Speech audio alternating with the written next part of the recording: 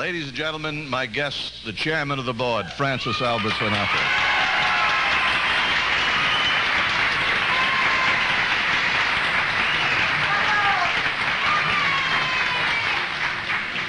What are all these people doing in our room? I was just going to ask you the same question.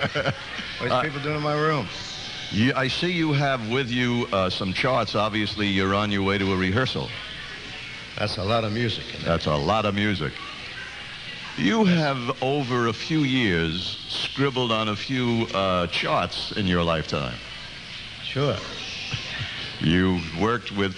Earlier, I posed the question about the big bands that you have recorded with. Obviously, people think of Tommy and Harry James, but you recorded with Basie and with Ellington. The Spanish Cat. The Spanish Cat. Antonio Carlos Jobim. No, he's a Portuguese cat. The guy in Spain. The guy. I did a couple of sides with him. Cugat. Javier Cugat. And who else did I record with? Well, of course, beyond the big bands, you have always surrounded yourself, and we've discussed this in past years, Frank. I asked you how vital arrangers were, and you pointed out that people like Don Costa and Nelson Riddle and Gordie Jenkins were all vital, integral parts. Each man had his own stamp, in a sense, when he did an orchestration. No two of the people with whom I've ever worked, which have been about a dozen of them, I guess, no two of them ever wrote in the same essence, you might say. Mm-hmm. They all had their own little trademark. And Jenkins always had the big string section going, and Nelson combined the strings with the trombones and saxophones. And Don Costa was there's no label on him. He came up with anything you needed, he would write for you. And Billy May, of course, is probably, I think, one of the most ingenious orchestrators with whom I've ever worked. I always felt that Billy May should have been signed by the Disney company for his whole lifetime, because he could make any kind of noises you want to make. Most recently, your most recent album, you worked with Quincy Jones. The album, of course, titled L.A. Is My Lady. Quincy is one of the most sought-after arrangers, musicians, whatever, in the business today.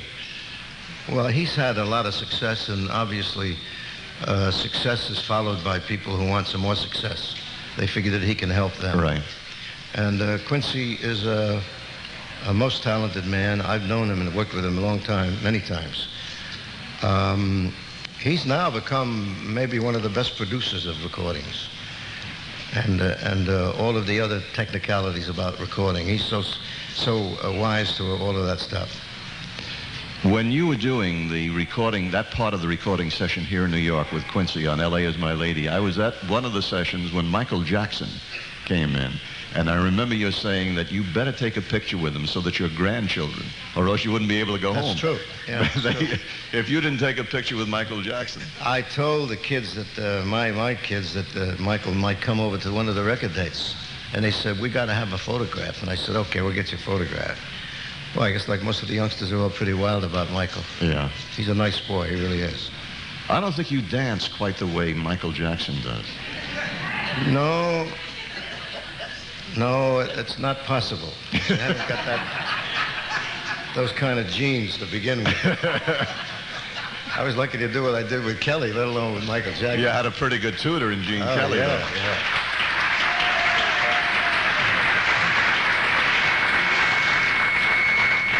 This Sunday night, Frank, at Radio City Music Hall, you have gotten unto yourself, you have surrounded yourself with quite a group of talents. And, of course, this is Sinatra's the sixth year that you'll be raising money for Memorial Sloan Kettering Cancer Center. I think it's upwards of $11 million so far. Somewhere like that, yeah. This year you have Plácido Domingo. Now, Plácido Domingo, of course, his work in the operatic area is well known. When you work with a fellow like Plácido Domingo or with Luciano Pavarotti, do you sometimes clear your throat and say, what's a kid from Jersey doing with this cat? Every time. Every time you think to yourself, why am I on the same stage with a man like this?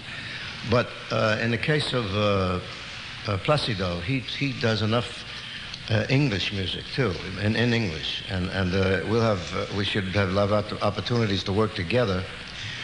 Whereas with Pavarotti, he has trouble with using the English language, and consequently, what I did was I did the verse of O Solo Mi, and he did the chorus, and we didn't rehearse it at all. We talked it over, and when he hit the first note, he nearly blew me right off the stage. He nearly blew me off the stage. And but it's fun for them to work, for the people from the classic world to work with us in the jazz world. They get a big kick out of it too, as we do working with them. And that particular time, I was having a little problem. I think I told you the story about his marvelous story. And he came to Carnegie Hall to see the show. And we were sitting in the dressing room, and I said to Pavarotti, I'm having a little trouble controlling a diminuendo, meaning to close off a note so that it just dies away to like thin as a butter knife. And I said, I wonder if you could tell me what I could do about that. He said, just to close your mouth. That's what he said. I expected a very big dissertation on how you do this thing. He said, you're just to close your mouth. And if you watch him, that's what he does. Yeah. He does that, and then he smiles. And takes out the bed sheet.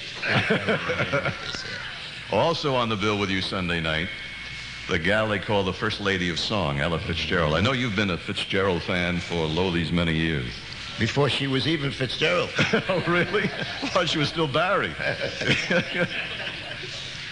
She is, have you ever done an album with Ella? No, we tried to many times, but there's always the unseen hand that comes in from either side of the fence. The managers or the agents? The lawyers, the agents, and it always got knocked out. We even tried with Barbra Streisand, and that never came around either, which was too bad. And I think once with Lena too, right? That's right. Yeah. But I love working with Ella. We've always had a marvelous time doing it, and she never ceases to amaze me.